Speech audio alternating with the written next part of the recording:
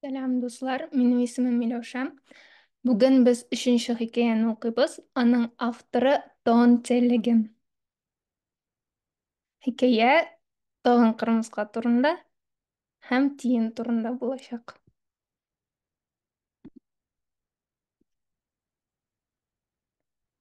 Kırmızıga qobat yirak seferge kitkende, tiyin teres tübünde oturup, onun turunda uyluydu.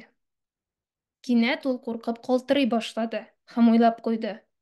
Җир йөзендә кырмыска бармы икән соң? Ул өстәл артына утырды да башын куллары белән кочаклап тотты. Бәлки, мин кырмысканы уйлап чыгарганмындыр, дип уйлады ул.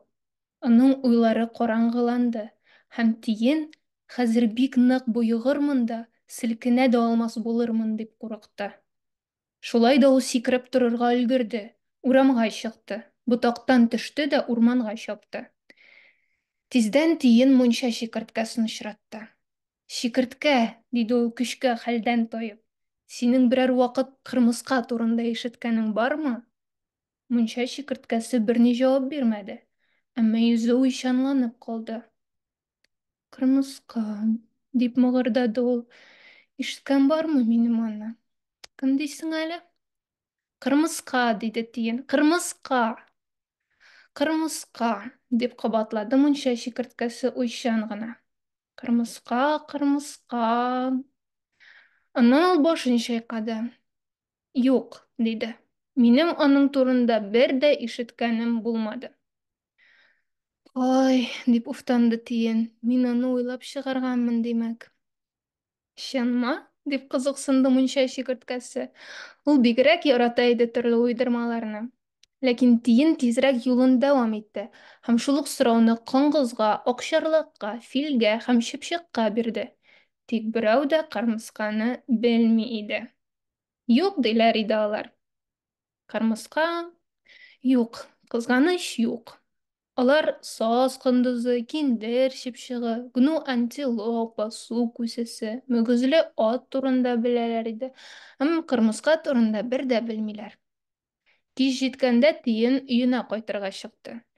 Тәпиләренә саз пычрагы ябышкан иде. Ул көч-хәл белән ботакка үрмәләп менде.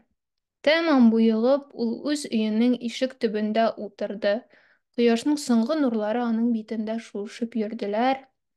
Димәк, мин аны уйлап чыгарганмын, дип уйлады ул.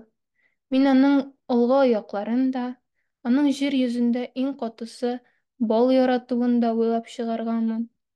Һәм минем аны шулай нык сагынуымны да, шуны да мин уйлап чыгарганмын. Һәм ул үзенең уйлары буйлап шушы уйдырманың йөрүен күреп алды.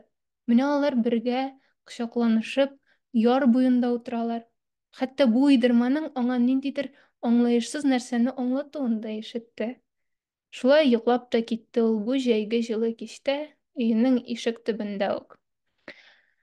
Ә ерак-еракта, чүл эчендә, кырмыска маңгаеннан тир тамчыларын сөртеп алды. Чөнки ул бар көченә урманга, тиенгә чаба иде. Мин онытмаса гына ярар иде, дип уйлады ул һәм тагын да тизрәк йөгерде. Тиен! Дип кычкырды ул. Мин кайтам!